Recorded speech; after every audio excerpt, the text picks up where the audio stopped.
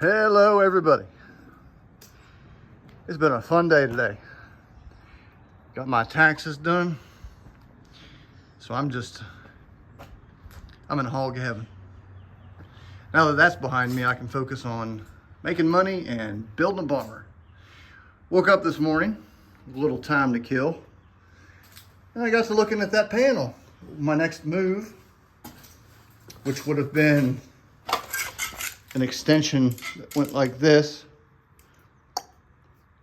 And I started looking at it and I said, you know what? That's a solid panel.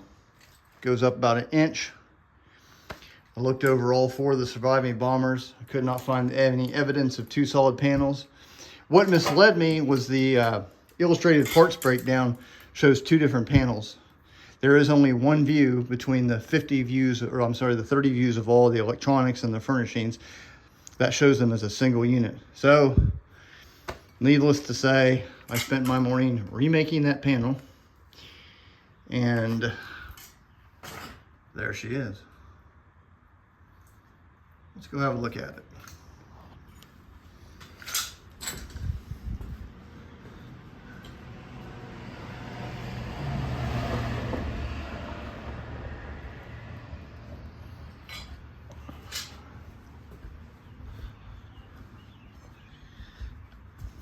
Probably the most accessible electronic or electrical panel on the entire aircraft. I mean, you can open up that panel in the back and there you go. You can even sit on the step if you had to.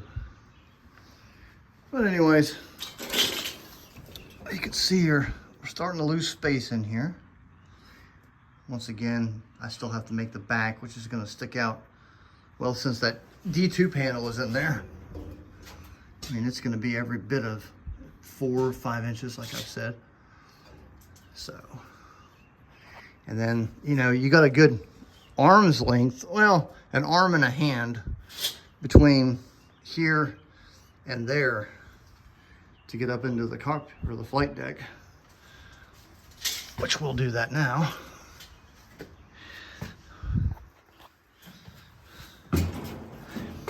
There we be.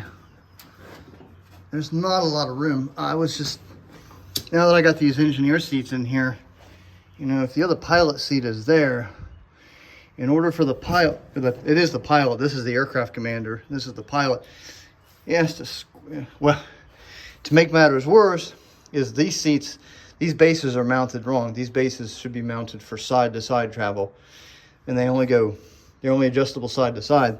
They can't go forward and aft. However, these seats can go forward and aft, but I mean, not by much.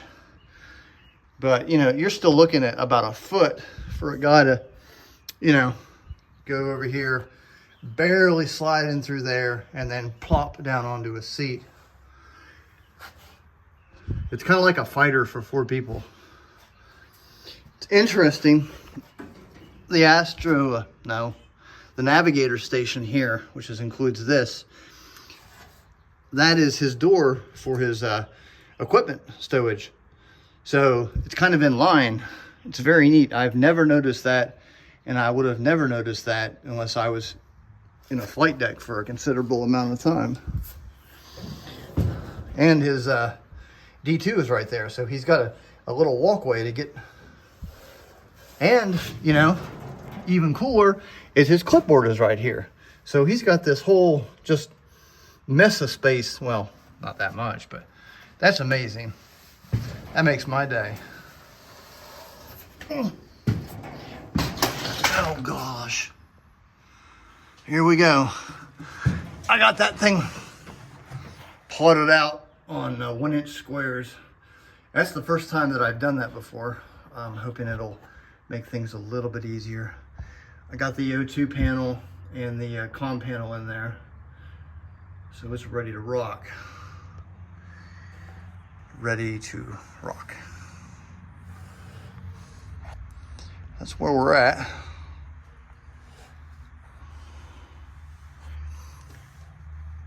And hopefully I can start plotting some stuff in there. There's not a whole lot. Well, over here there's not a lot. There's a switch. There's like 6 switches. Six switches, they're ganged together with the thingamajiggy I'm gonna have to make. And then there's a potentiometer with a knob right there. And then just circuit breakers, push to test lamps, and toggle switches, and neat crap up there that's probably gonna be expensive. But she's there. Well, all right, I think that's about it for the day. And I'll see y'all next time.